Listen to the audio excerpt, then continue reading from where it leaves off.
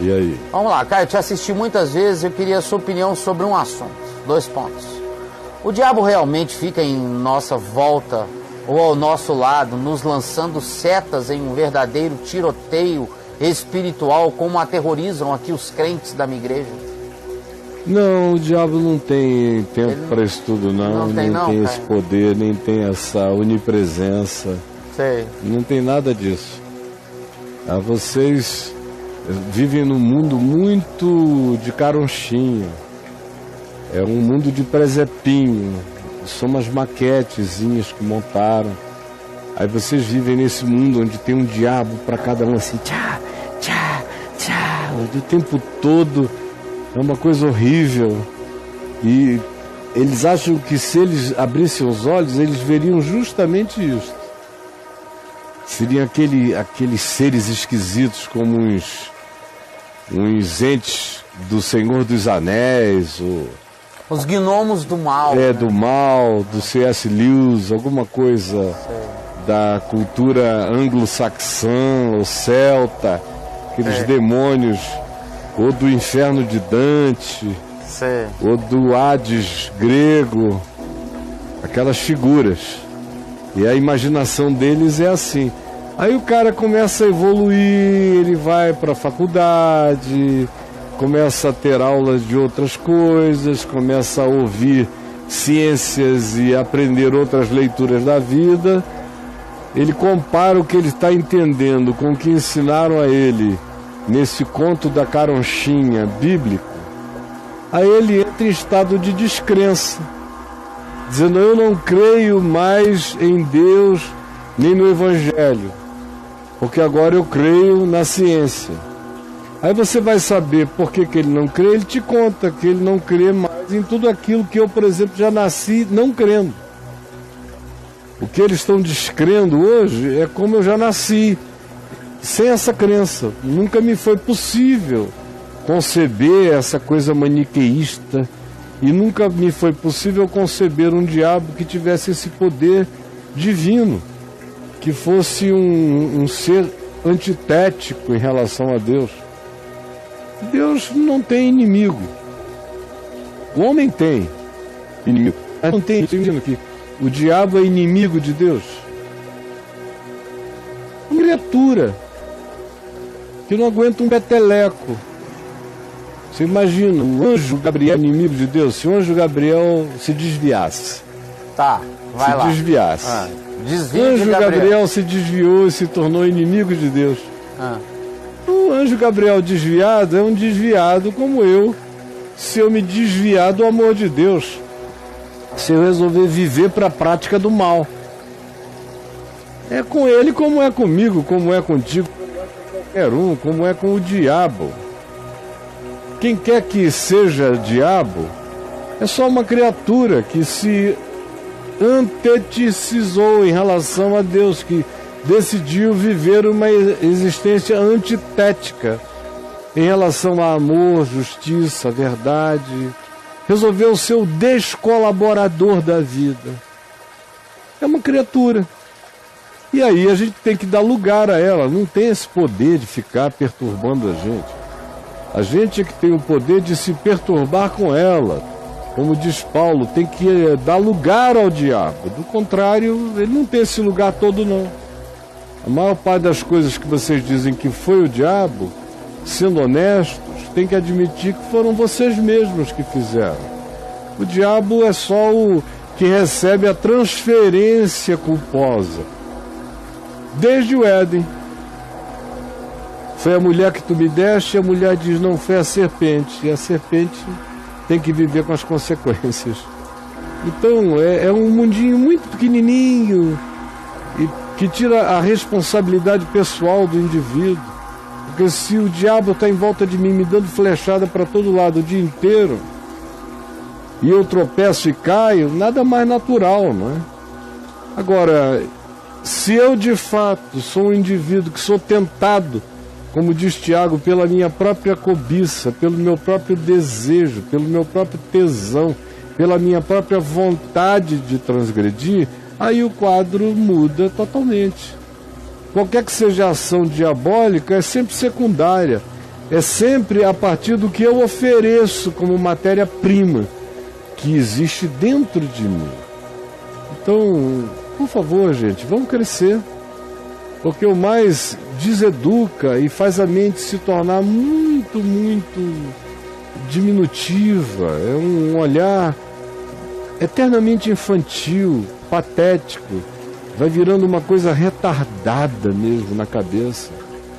E gente que olha para a vida assim nunca vai ter crescimento nenhum. Nunca vai ficar adulta espiritualmente. Nunca será uma pessoa de fato que olhará para o mundo com um olhar que ilumina, em nome de Jesus. Nunca será. Vai ser sempre um oprimido, perturbado, numa guerra contra esse diabo onipresente, onisciente e onipotente, um inimigo de Deus que te odeia o dia inteiro e você com medo dele. Agora veja como tudo está na mente, né? Na minha mente não existe nada disso. O diabo que se vire para lá. Como Jesus disse, aí veio o príncipe deste mundo e ele nada tem em mim. E em mim também não tem, não terá, e eu não darei. Conscientemente não quero dar nada a ele. Nenhum lugar a ele, nenhum espaço a ele, nenhuma ocasião a ele. Também não penso nele, não o considero, ele não faz parte das minhas reflexões, as minhas decisões são minhas, os meus acertos são meus, os meus erros são meus. E eu vivo responsavelmente diante de Deus, sem transferir nada para nenhum diabo, para nenhum demônio, para ninguém. Nem para o governo, nem para o meu pai, nem para minha mãe. Não interessa o que outros contra mim tenham feito. Eu vivo com a responsabilidade das minhas escolhas. Pode cair em cima de mim um domo de perturbação, mas eu tenho o poder de fazer escolha. Debaixo do terremoto. Eu escolho, na caverna da Tailândia, se eu vou sair gritando e me afogar, ou se eu vou ficar quieto, economizar energia orgânica, física, mental, e esperar o mais calmamente que eu posso o livramento chegar. São decisões que a gente toma, com as quais a gente tem que aprender a viver. O infantilismo da figura do diabo está presente na nossa mente desde o Jardim do Éden, nesse mecanismo de transferência. Foi a mulher que tu me deste. Aí a mulher diz, não, mas foi a serpente que já estava aqui que fez isso. E aí nunca ninguém vira gente, nunca ninguém vira homem. A gente só vira homem quando o diabo não existe mais para nós. O que existe são as consequências das nossas escolhas. Aí você começou a virar homem. Mas enquanto você precisa do diabo para dialogar e para expressar a sua identidade, não haverá jamais em você maturidade. Porque a transferência para o diabo é o atestado de imaturação perpétua dessa consciência que não se tornará adulta jamais. E vai ser sempre psicologicamente frágil, auto-vitimada, completamente adoecível. Por que, Caio, que você trata o diabo como se ele não existisse? Que é como eu vejo Jesus tratando o diabo, como uma existência insignificantemente inexistente. Você veja, quando um demônio pula diante dele numa sinagoga, ele diz, sai, espírito imundo. E se o cara quer falar, ele diz, não diga nada a ninguém. Quando saem dizendo, tu és o Cristo, ele repreende, calado. Ele não quer nem testemunho do diabo a respeito dele. Sei. Ele não quer nem que o diabo diz, eu estou vencido. Não quer nada. Ele não quer gastar Ele nada. não tem nada do diabo nele. Ele não pode receber ajuda de Satanás. E você vê esse comportamento natural nele. Quando ele manda para os porcos lá, É uma concessão ele dá uma moralzinha? sem explicação. Os demônios entraram nos porcos e os porcos não suportaram aquelas presenças psíquicas, agônicas, aqueles psiquismos agônicos e se jogaram no mar e se afogaram, os 2.000 porcos. Eles também não queriam sair do país. Não nos mandes para fora do país, o que revela uma relação entre principados, potestades e forças espirituais e o desenvolvimento da cultura. Há um vínculo entre antropologia e dimensão espiritual, entre cultura e dimensão espiritual, entre psiquismo coletivo e dimensões espirituais. Então ele habita uma geografia. Ele gosta, porque ele é um ser finito, ele não é eterno, ele se familiariza com famílias, culturas, mentes e coletividades. E o fato de ser porco, né, Caio? Não ser galinha, não ser... Interessante cachorro. É que hoje a gente sabe que, não só naquele tempo, o porco era o animal mais impuro para os judeus, mas isso era uma questão religiosa. Tá.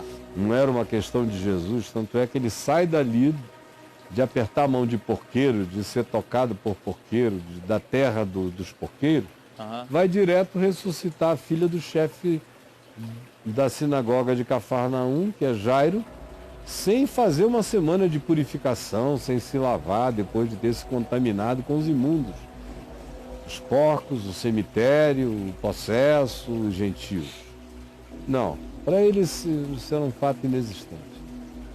Mas, interessante que sejam porcos, também porque hoje em dia a gente sabe que dos animais inferiores, ele é um dos mais inteligentes entre nós. Porco é um dos bichos mais inteligentes da natureza. Impressionante. E paradoxalmente vive com a cara na lama. Ela tem uma inteligência extraordinária para ser treinado, condicionado, para